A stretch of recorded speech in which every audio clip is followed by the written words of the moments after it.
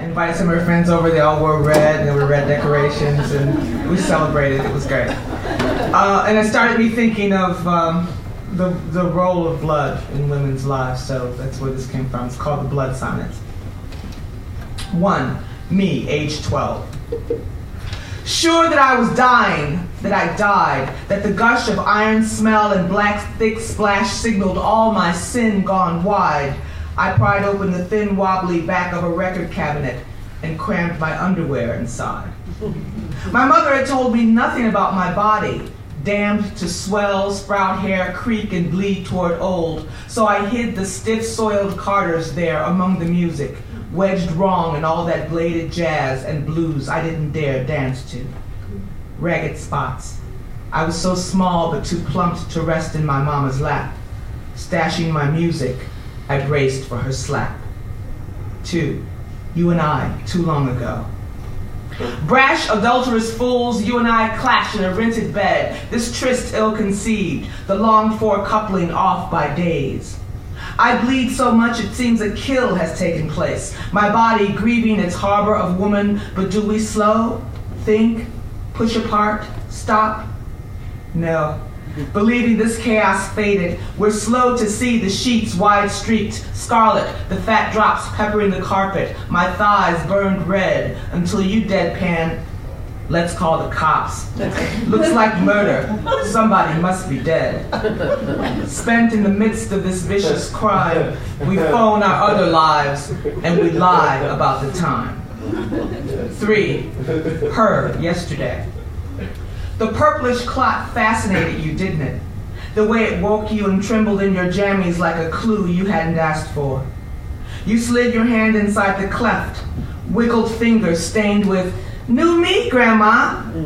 We rose that night and sistered for hours. Questions rained. Where's the egg? And answers were your right and my relief. I took final stock. Age 11, size 10 feet, my height. Oh God, my girl, my woman, the shock of sweet you lurching forward just might kill me. Let's ignore the creeping sands. Let's laugh and clasp each other's bloody hands.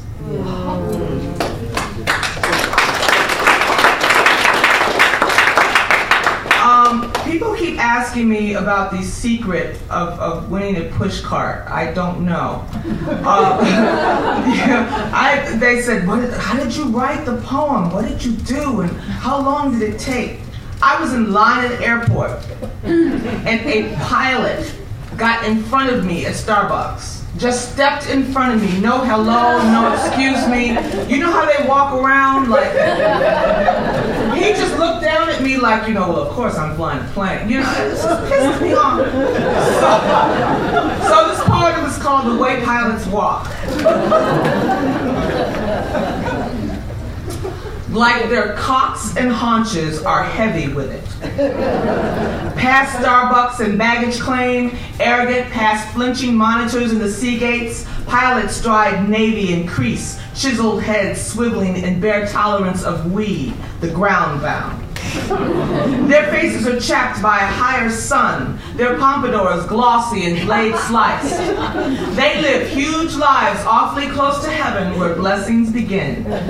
How smug are those little hats, dripping with mysterious metals, shaped like a salute to the men beneath them. We bear bowed, pissed witness to their dismissive sniffs, the oh-so-holier-than-thou clank in their hips. There's no bound script for that sexy instance when the wide sky inhales their laughable machines and folds their hurtling heartbeats into blue. Go on, join the club, envy their asses, and pray towards them. Every flyboy is your fate wearing a crisp little uniform. A quirk of pulse, a sleepless night, a flick of his wrist could kill you and 100 other yous. And maddening as it may be, there's just no answer to that strut. It says, fuck you, I've got the air. Podcast, oops. 2 more. Oh, do you want a reading poem or an orgasm poem? Orgasm. It's like we're AWP, we had read too many damn reading poems. I just thought orgasm. Okay, let me see, how do I put this simply? I think there's a clinical name for this, but I'm not sure. But I am insanely orgasmic. Like, if somebody on the first floor just blows up in this direction, I'm gone. That's it. So, my husband and I looked up the record. There's a Guinness record for this. So that's in the poem. Anyway, this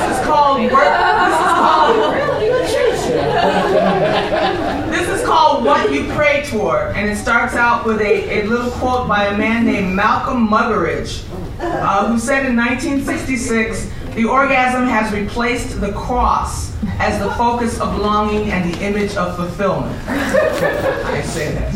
Okay? All right. 1. My husband, the first one, used to get wholly pissed when I made myself come. "I'm right here," he sputtered, blood popping to the surface of his fuzzed cheeks. "God damn it, I'm right here." By that time, I was in no mood to discuss the myriad merits of my pointer or to jam the brakes on the express train slicing through my blood. It was easier to suffer the practiced professorial huff, the hissed invectives, and the cold old shoulder, liver-dotted and quaking with rage. Shall we pause to bless professors and codgers and their bellowed, unquestioned ownership of things? I was sneaking time with my own body. I know I signed something over, but it wasn't that. 2. No matter how I angle this history, it's weird. So let's just say Bringing Up Baby was on the telly, and suddenly my lips pressing against the couch cushions felt spectacular, and I thought, wow, this is strange. What the hell? I'm 30 years old. Am I dying down there? Is this the feel? Does this go to heaven first? Ooh, snapped river. Ooh, shimmy. I never had it, never knew. Oh, I clambered and lurched beneath my little succession of boys. I cried, writhed, hissed, ooh-wee. Suffered their flat lapping and machine gun diddling. Their insistent, come on, girl, come on now, come on. Until I memorized the blueprint for drawing blood from their shoulders. Until there was nothing left but the self-satisfied liquidy snore of he who has rocked she, he who has made she weep with script.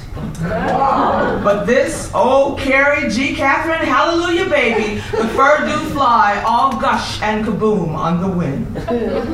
3. Don't hate me because I'm multiple.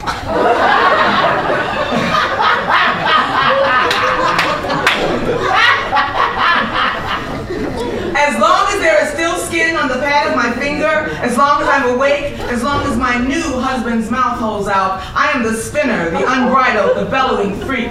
When I have emptied him, he leans back, coos, edges me along, keeps wondering count.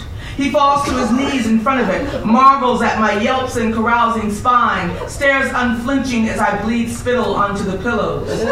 He has married a witness. My body bucks, slave to its selfish engine, and love is the dim miracle of these little deaths, fracturing and speeding for the surface. 4. It's almost over. We know the record. That's what all you've been waiting for, right? As it taunts us, we have giggled and considered stopwatches. Somewhere beneath the suffering clean, wrapped in eyes and silver, she came 134 times in 1 hour. I imagine wires holding her tight, her throat a rattling window. Searching scrubbed places for her name, I find only reams of numbers. I ask the quietest of them, 5. Are we God?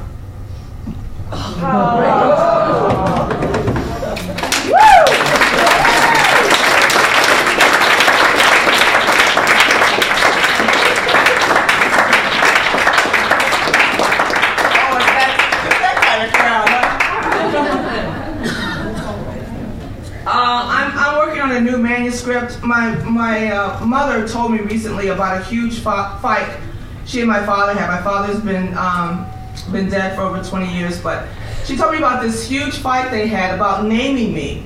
Now, my name is Patricia Ann, which is a nice, solid, church-going, Aliceville, Alabama mama naming name. My father wanted to name me Jimmy Savannah. I wanted to beat my mother. I said, it would have been so great. anyway, so I've got these autobiographical poems and stuff that I'm gathering, and so the title of the new manuscript is Jimmy Savannah. Yeah. So that's where this comes from. It's the last poem. I'm Tom Lux.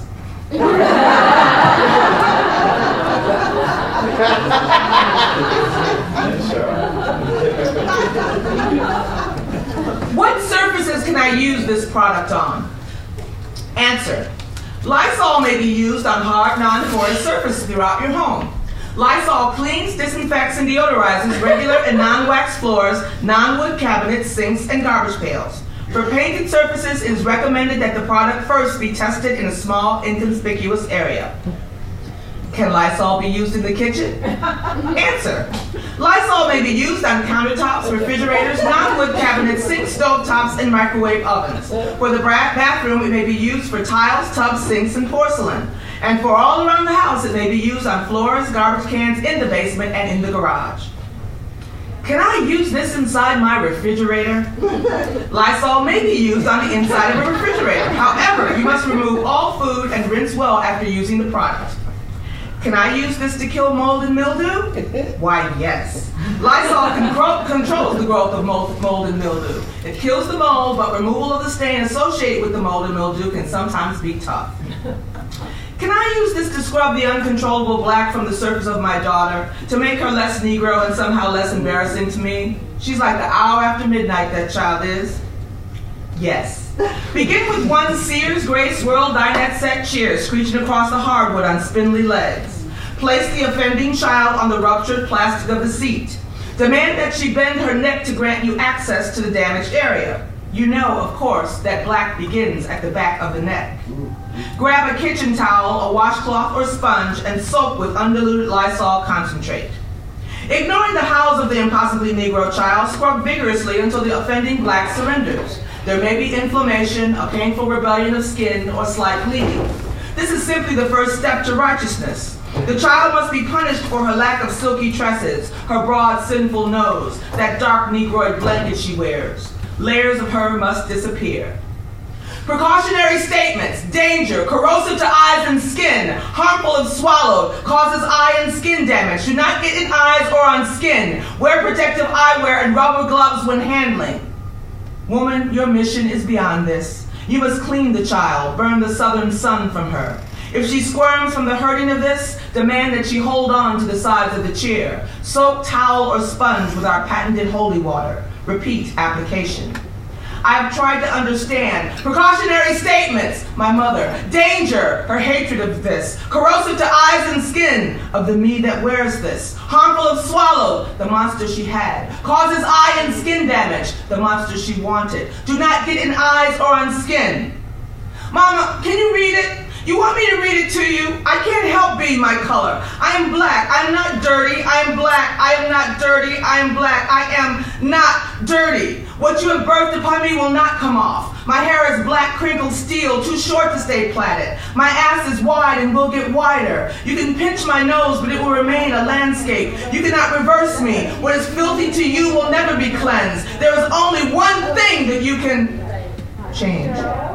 I am not dirty. I am black. I am not dirty, I am black. I am not black, I am dirty. I am dirty black, not black. I am black and dirty. Dirt is black, black is dirty. You convinced me that I am what is wrong. Scrub me right. Go ahead, bleed me lighter. What is the difference between disinfection and sanitation? Why are there two different usage directions for each? Answer. According to Environmental Protection Agency, disinfection is killing more than 99.99% of germs on hard, non-porous surfaces in 10 minutes and may pertain to a number of different types of bacteria. The EPA defines sanitation as killing 99.9% of bacteria in 5 minutes or less. Lysol products achieve sanitation in 30 seconds. 29, 28, 27, 26, 25, 24, 23, 22, 21, 20, 19, 18, 17, 16, 15, 14, 13, 12, 11, 10, 9, 8, 7, 6, 5, 4, 3, 2,